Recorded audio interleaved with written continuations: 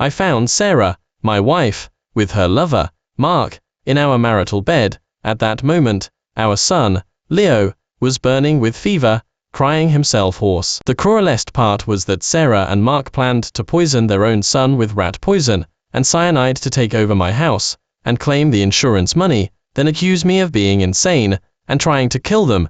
Gritting my teeth, I pretended to comply to gather evidence. Thanks to a recording provided by Emily Roberts, I exposed the treacherous pair. In prison, Sarah was spat on by inmates, beaten in the bathroom, and suffered from late-stage liver cancer, writhing in pain without any painkillers. Mark fared even worse. His fellow inmates knocked out 7 of his teeth and blinded 1 eye. It's said that after Sarah's death, Mark committed suicide by slitting his throat with a shard of glass, and no one claimed their blooded ashes. Sarah's obsession with Mark and her intent to kill Leo consumed my sanity. I stood outside my bedroom, listening to the sounds of pleasure from my wife and Mark, the neighbor. This was the 17th time, I counted, like a pathetic fool, on that cold winter night, the bone-chilling betrayal, my heart drowned in blood and tears. Since we're already here, what's there to be afraid of?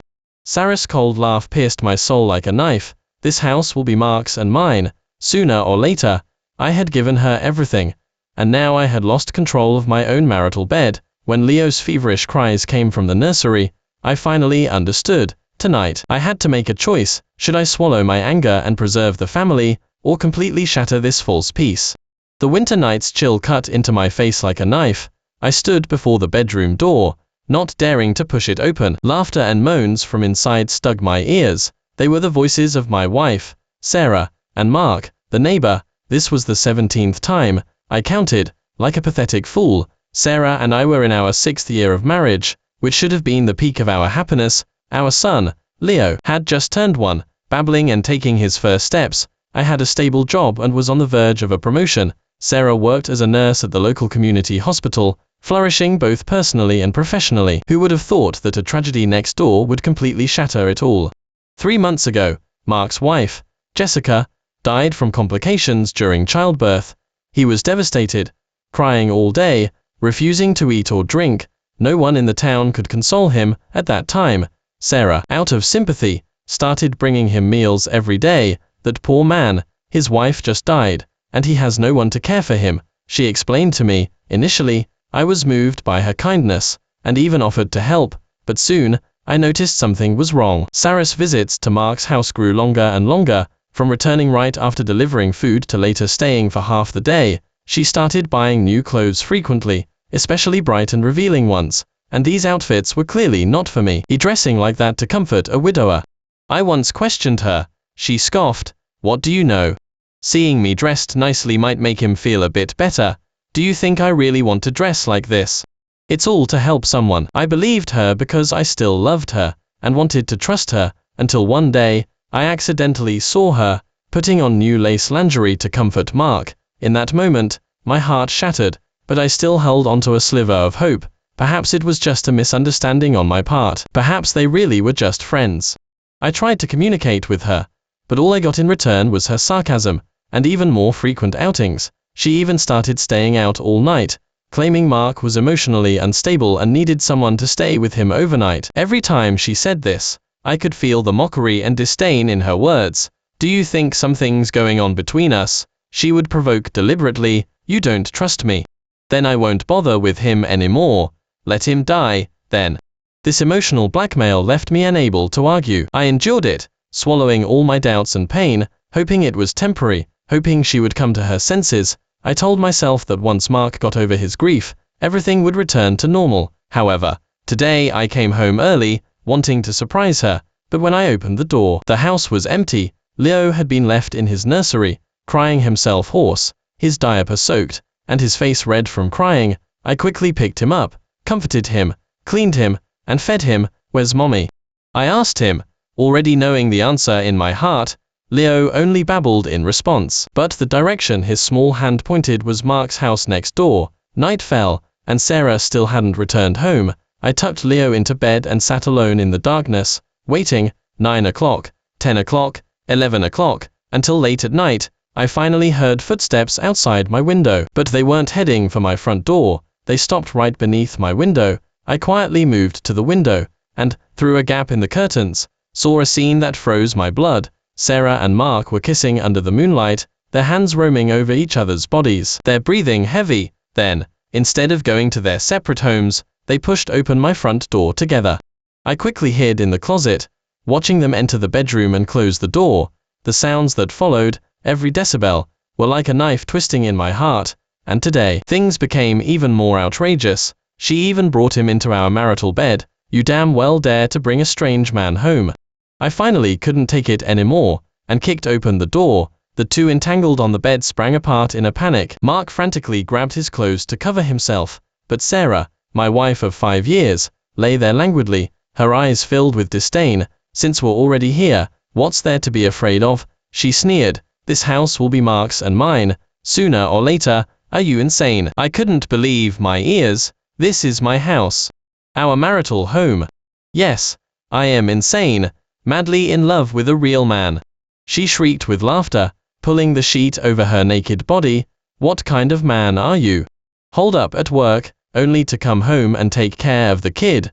You pathetic loser. Mark at least makes me feel like a woman. Mark, now dressed in his pants, stood beside her, watching me with a smug look. David, don't struggle. Sarah has already made up her mind. These past 3 months, every night has been more fulfilling than your 5 years of marriage. I could barely breathe. My heart felt like it was being squeezed. You two, did what? Mark raised an eyebrow. Everything you couldn't even imagine. I lunged at him, intending to hit him, but Sarah blocked me. If you lay a single finger on him, I'll make sure you never see Leo again. Leo, our 1-year-old son. Thinking of him, my fists unclenched. Get out of my house. I ground out. This is my house. Sarah snapped. My parents paid the down payment. What right do you have to kick people out? If you don't want to see us, you leave. Something suddenly occurred to me, and I sneered. You forgot, didn't you? Because of your residency status issues back then, only my name was on the property deed. Sarah's face changed instantly. She clearly hadn't expected me to fight back. She quickly adjusted her strategy. So what?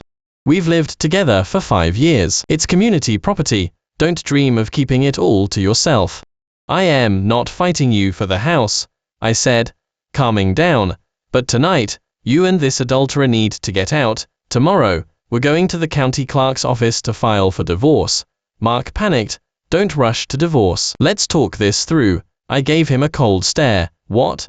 Afraid of losing your mistress? Can't stand to lose the free ride. He flushed with anger. What kind of man are you? Sarah must have been blind to be with you. Enough. Sarah suddenly snapped. David, I am not divorcing you. You think it'd be that easy to get away. I was completely bewildered. You betrayed me, and now you don't want a divorce. Of course not. She smiled eerily. I want you to leave with nothing. The house, the savings, and Leo, they'll all be mine. I am going to ruin you and drive you out of this town. I stared at her in shock, unable to believe this woman, who was once so gentle and considerate, had become so vicious. When did she become like this? Or had I never truly known her? Just then, Leo's cries came from the nursery. Daddy, hurts. I rushed into the nursery, picking up my son, who was burning with fever. His small face was red, his forehead as hot as a branding iron. Why is his fever so high? I cried in a panic, turning to roar at Sarah, who was still getting dressed. How long has he been unattended? When was the last time you checked on him? Stop acting like the doting father. Sarah impatiently buttoned her clothes. It's just a fever, isn't it? Give him some medicine and stop making such a fuss. Do you know what a high fever means for a 1-year-old? It could cause brain damage. I roared. You two have been indulging in pleasure in the bedroom for hours. The child is crying and sick out here. And you damn woman, do you even have a mother's decency? Sarah was stunned into silence by my rage. Mark also walked into the nursery then, putting on a concerned expression. Is the child feverish? Should I drive him to the hospital? Get out. I was furious. Not fit to touch my son. Leo seemed to sense the tense atmosphere in the room and cried even harder, his small hands weakly patting my chest. Daddy, hurts. Mommy. Sarah glanced at her watch and said impatiently, I have something to do. You handle it. Are you insane? I couldn't believe it. Leo's burning up like this. and you still want to leave. Do you have any humanity? Humanity? She scoffed. Don't talk to me about that. If you hadn't insisted on having this child back then, I would have aborted it long ago. I never wanted to be a mother. This cruel truth hit me like a bucket of ice water. I remembered that 3 years ago, Sarah had indeed suggested aborting the child. She said she was still young and didn't want to be tied down by a family so soon. It was I who begged her, even knelt down and pleaded with her to keep the child. Leo heard his mother's voice and struggled, reaching out to her. Mommy, don't go, hurts. Sarah rolled her eyes, but Mark suddenly pulled her aside. Sarah, the child is so sick, you should stay and take care of him. I looked at Mark in surprise. He added, otherwise, if something happens, you won't be able to shake off the responsibility. If he goes to the hospital and the doctors find signs of child abuse, we'll both be in trouble. Sarah clearly understood the underlying meaning in his words, and glared at me fiercely. Fine, I'll stay tonight, she pointed at me, but you, sleep on the living room sofa. Mark and I will use the bedroom. In your dreams. I roared, if you want to do those filthy acts, go to his house. This is my house. You. Sarah trembled with rage, but Mark pulled her back, and whispered a few words in her ear. Her expression gradually changed from anger to an eerie calm. All right, she reluctantly agreed.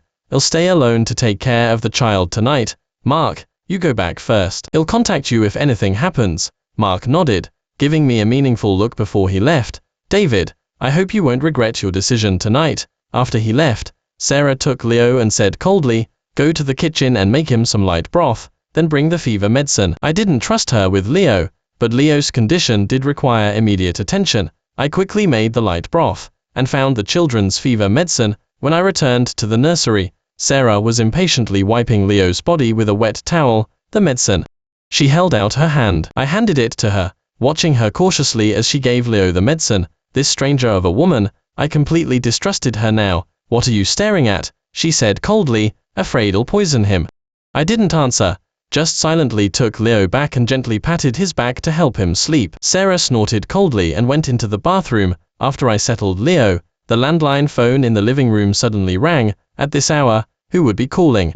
Hello?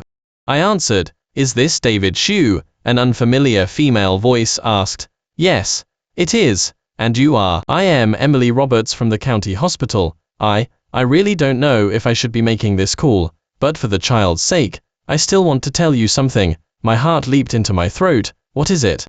It's about your wife and Mark. She lowered her voice. Last month, they came to the hospital together for some tests. The truth about Jessica's death might not be what you think. What do you mean?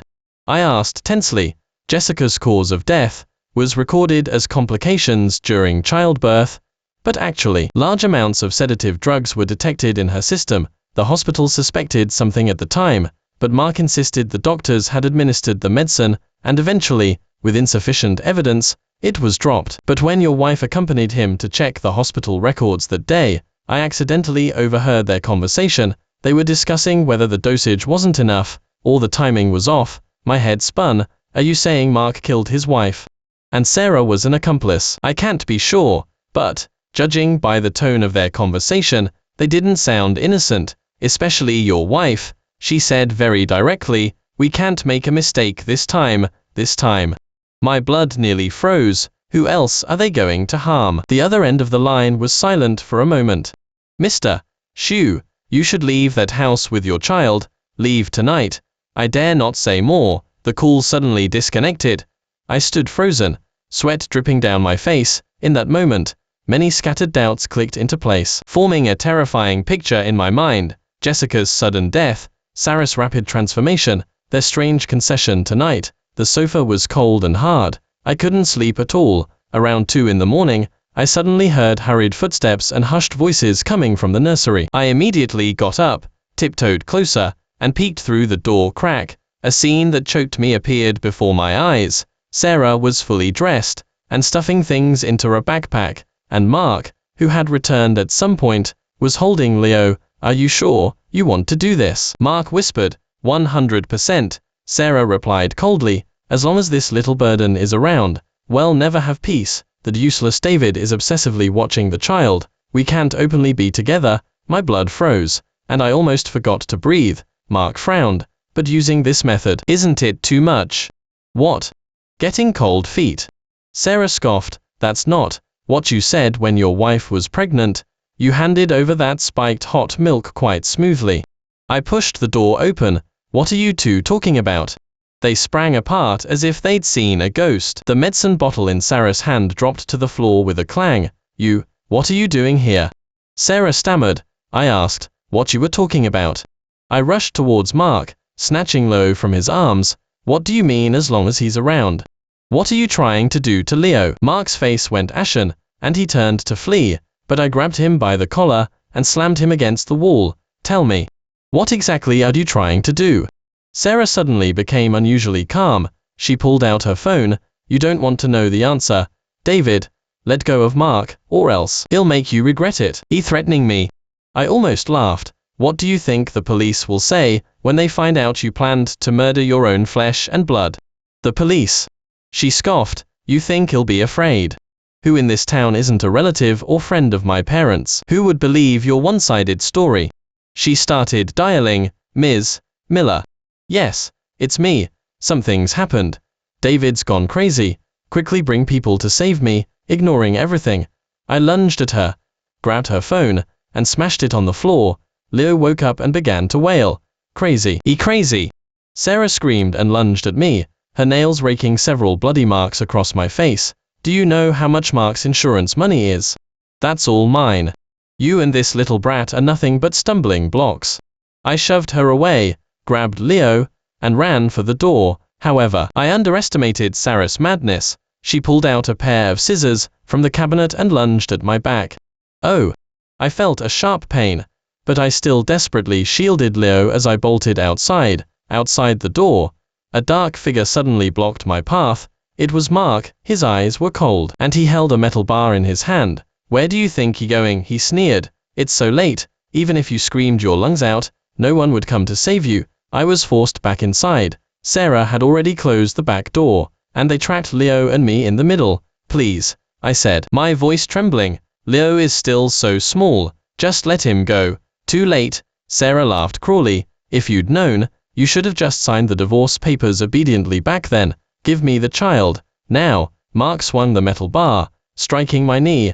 I collapsed in pain, but I still clutched Leo tightly in my arms. Listen. Sarah knelt down, her tone suddenly softened. We can make a deal. If you divorce willingly and give Leo and the property to me, we'll let you live. I understood her intention. She wanted me to sign a suicide note, staging it as a murder-suicide driven by passion. That way, she would get the property, get rid of Leo and me, and wouldn't arouse police suspicion. Never. I ground out. Her face changed instantly. Then don't blame me for being ruthless. Saying that, she picked up her phone, her expression instantly turning to panic. 911. Help. My husband has gone crazy. He says he's going to kill me and the child.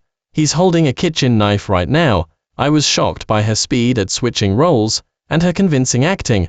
Just then, while I was distracted, Mark hit me on the head with the bar. My vision blurred, and I lost consciousness. When I woke up again, I found myself tied to a chair, covered in blood. Leo was gone, only Sarah and Mark were in the room, awake. Sarah said coldly, looks like you have 9 lives. Where's Leo? I asked anxiously. Don't worry, he's safe. She feigned comfort. Behave yourself. Sign this suicide note, and I promise I won't harm him. I glanced at the paper on the table. It was filled with gruesome content. How I discovered my wife's infidelity, and how I planned to kill my wife and son before committing suicide. You think I'd believe you? I spat. You want to kill me, whether I sign or not. You won't spare Leo. Clever. Sarah revealed her true colors. But not clever enough. Even if you don't sign, do you think he'll leave this house alive? And I've already called the police and told them me threatening us with a knife. The police will be here in less than half an hour. By then, even if we kill you in self-defense, it'll be perfectly justifiable, you demon. I struggled, the ropes digging into my flesh. Not even human. She remained unfazed. Sign or not? I scoffed. Do you think I'd trust a mother who wants to kill her own flesh and blood? Fine then. She got up and walked out the door. You chose this, A few minutes later, she dragged a small, unconscious figure back. It was Leo. My heart clenched instantly. Watch closely. Sarah took out a syringe. This is cyanide, 1 shot, and in less than 3 minutes, your son will be dead, sign, or not. She pressed the needle to Leo's neck. I cried out in desperation, stop. I'll sign everything. Mark sighed in relief, quickly pushing the pen and paper in front of me. They untied one of my hands, allowing me to write. I picked up the pen, my hand trembling, a wave of despair washing over me. If I signed this, not only would I die, but Leo would likely not escape either. They had already revealed so much. They couldn't possibly let a child live to testify against them. But just as I was about to put the pen to paper, a desperate plan formed in my mind. I pretended my hand was shaking and deliberately spilled ink on the paper. Sorry, could I have another piece of paper? Mark impatiently turned to get more paper, and I instantly grabbed the pen from the table and plunged it towards Sarah's eye. She screamed, releasing Leo. I used my free hand to untie the ropes binding my other hand, then scooped up Leo and jumped out the window. Behind me, Sarah's shrill screams and curses followed, but I couldn't worry about that. Running desperately towards the outskirts of town, with Leo in my arms, in the dark night. The town was silent, only a few distant streetlights shone dimly. Stop.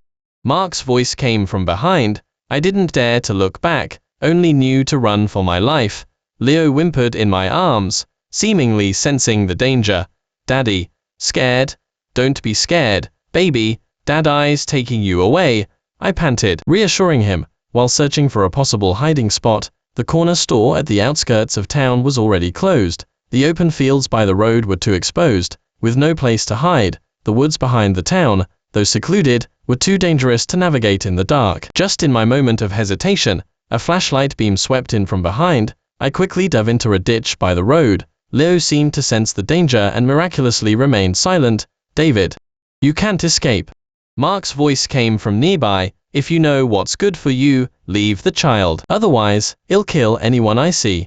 I huddled in the muddy water, clutching Leo tightly, my heart pounding almost out of my chest. Mark came closer and closer, the flashlight beam almost sweeping over us. At this critical moment, police sirens pierced the night sky. Mark panicked, dropped the flashlight, and ran towards the town. I collapsed in the muddy water, utterly drained, clutching Leo tightly. Perhaps this was a turning point for Leo and me.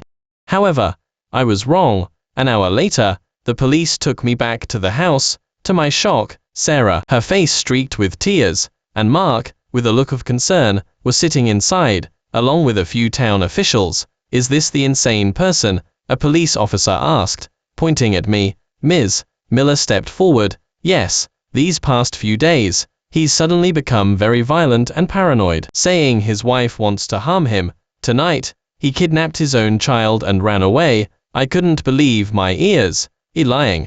They tried to poison my son. There's rat poison on the table.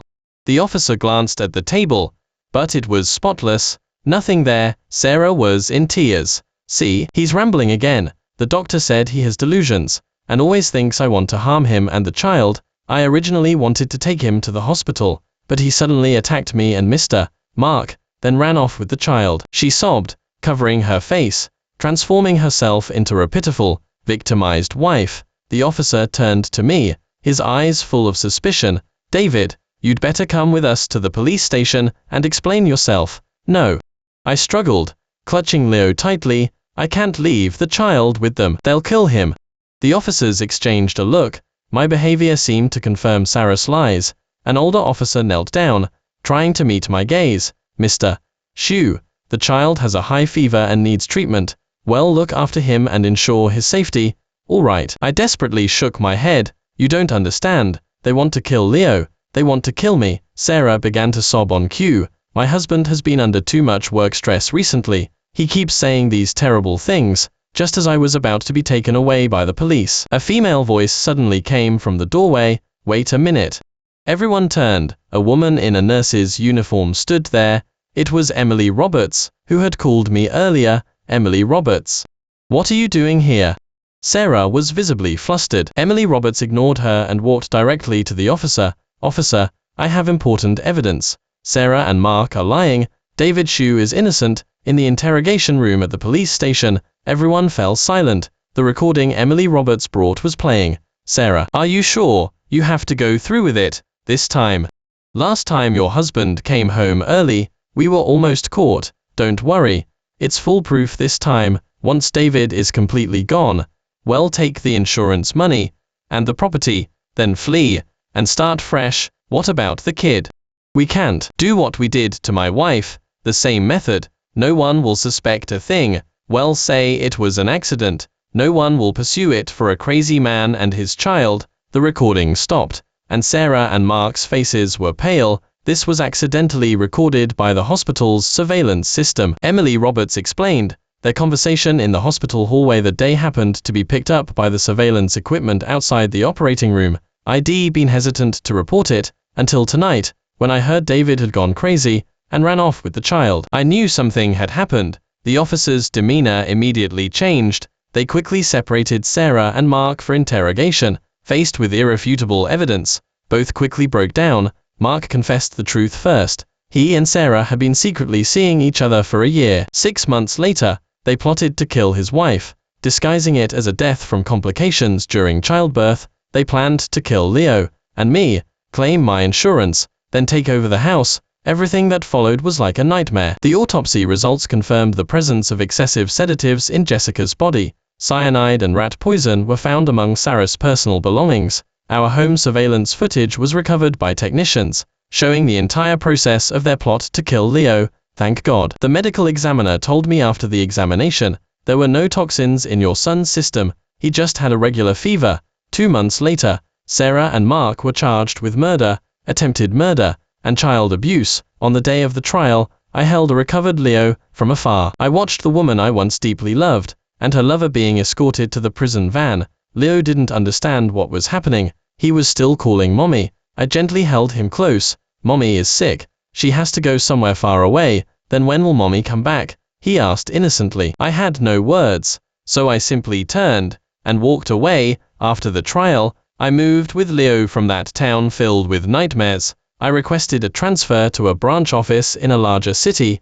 to start a new life. Just Leo and I. During the day, I sent Leo to preschool. In the evenings, I did my best to play both father and mother. Daddy, I miss Mommy. Leo often woke up crying at night, even though his memories of Sarah were already fading. Dad is here. Don't be scared. I could only hold him tightly, my heart heavy with guilt and sorrow. I couldn't tell a 2-year-old child that his mother once wanted him dead. The days were hard and lonely. Sometimes, late at night, I would dream of the gentle and considerate Sarah of the past, then wake up in a cold sweat. When did the woman I loved for 6 years become such a cold-blooded murderer? Or was it that she was never the person I thought she was? Life in the larger city gradually stabilized. My superiors, knowing my ordeal, showed me special consideration. My colleagues took turns helping care for Leo. A few female colleagues even subtly expressed interest, but my heart had closed off. I couldn't trust anyone again. 3 years passed. Leo grew up and started elementary school. I was busy with work and taking care of him, almost forgetting that nightmare, until one day, a letter from prison shattered the peace. David, I know you won't forgive me, but I hope you can bring Leo to see me. The doctor says I wouldn't live past this winter. Before I die, I want to see my child. Sarah. The letter was accompanied by a hospital diagnosis, confirming she had late-stage liver cancer. My mind was a mess, unsure how to decide. Does Leo have a right to know the truth? Should I take him to see the mother, who once tried to kill him? After a fierce internal struggle, I decided to go to the prison alone. When I saw Sarah, I barely recognized her. The once vibrant woman was now gaunt and sallow, her face devoid of color. Where's Leo? She asked anxiously. He doesn't know. I didn't bring him, I replied coldly. She lowered her head in disappointment, tears silently tracing paths down her cheeks. Perhaps that's for the best. After a long silence, I finally asked the question that had haunted me for years. Why? We could have been happy. Why did you do this? Sarah gave a bitter smile. I grew up lacking love. My parents paid far less attention to me than to my brother. I always craved to be loved, to be valued. Mark, he knew how to make me feel special. And you, your love was too plain, like tasteless water. Did a plain love justify murder? I snapped. No, She shook her head. It started with just an affair. Then, Mark suggested getting rid of his wife. I was blinded by love, and one wrong step led to another. In the end, we couldn't turn back. What about Leo? He's your own flesh and blood. Her tears fell even faster. I was scared. Scared he would distract your love from me. Scared I was incapable of being a mother. Mark said that without any ties, we could live happily together. I was shocked by her selfishness and callousness. I had no words. I know you'll never forgive me. She wiped away her tears. But please tell Leo. His mommy loved him. She just didn't know how to express it. What right do you have to speak of love? I snapped. If Emily Roberts hadn't shown up in time, Leo might have. I regret it. She suddenly cried, agitated. Every day in prison, I regretted it. I don't deserve the title of mother, but I beg you, please let Leo know he still has a mother, even if this mother made unforgivable mistakes. I got up to leave. I'll consider your request, but not now. Leo is still too young to understand any of this. Stepping out of the prison gates, the winter sun hit my face, yet brought no warmth. I didn't know if I was doing the right thing, if I should let Leo know about his mother's existence and her crimes. Perhaps when he's older, I'll tell him the truth, but for now, I just wanted to protect him, to let him grow up without that shadow hanging over him. Sarah's condition deteriorated rapidly, much faster than the doctors had predicted. 6 months later, I received a notice from the prison that she had been transferred to the prison infirmary, her condition critical. This time, I decided to bring Leo, who was now 7 years old. Dad, where are we going? Leo asked curiously from the car. To see someone who used to be important. I answered with difficulty. In the prison infirmary ward, Sarah was barely clinging to life. Seeing me enter with Leo, her eyes suddenly lit up, and she stretched out a skeletal hand with all her remaining strength. Who is that?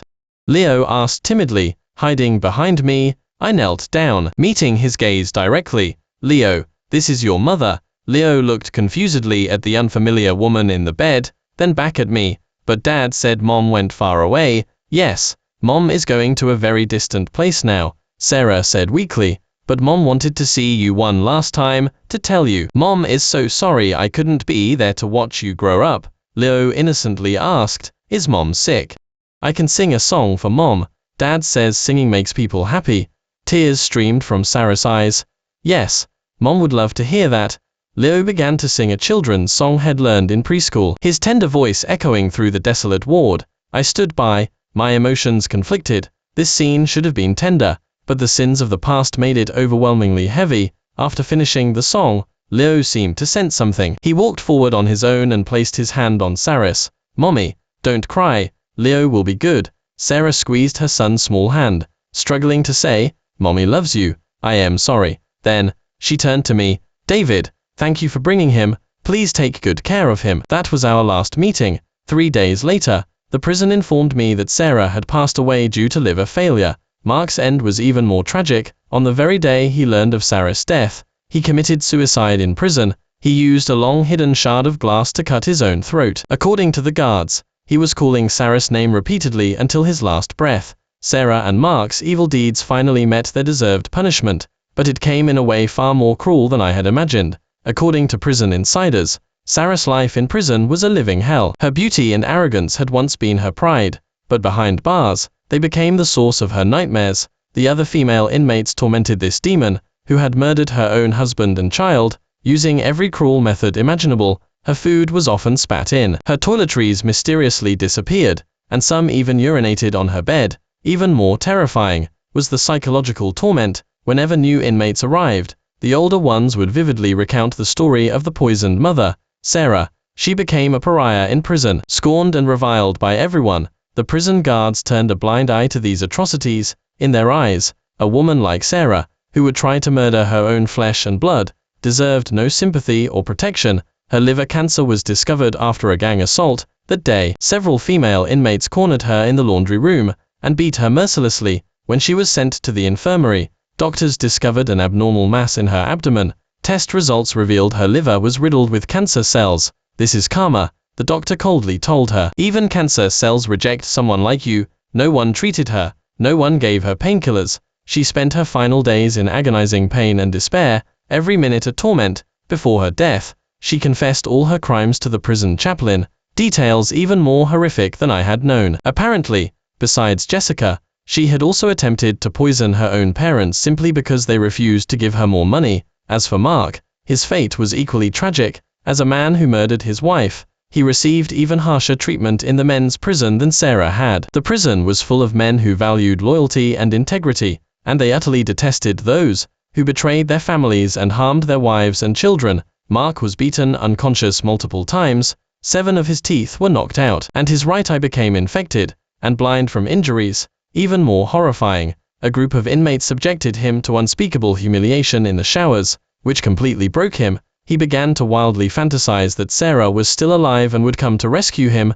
Every night, he would mumble to the wall, as if talking to Sarah. His fellow inmates called him the ghost groom, saying he had gone mad. The day he learned of Sarah's death, Mark completely lost the will to live. He spent 3 months slowly sharpening a shard of glass. Then, in the dead of night, in front of his fellow inmates, he unhesitatingly slit his own throat. Blood gushed out, staining his prison uniform crimson. "Sarah, I am coming." According to witnesses, these were his last words. No one held a funeral for them, no one mourned them. Their 2 bodies were hastily cremated, their ashes unclaimed, eventually buried in the barren plot behind the prison. To this day, locals say that on rainy, overcast nights, the sounds of a woman weeping and a man whispering can be heard from that barren plot. Some brave souls have even claimed to see a pair of bloody specters wandering among the gravestones, forever restless. The elders in the town say this is retribution.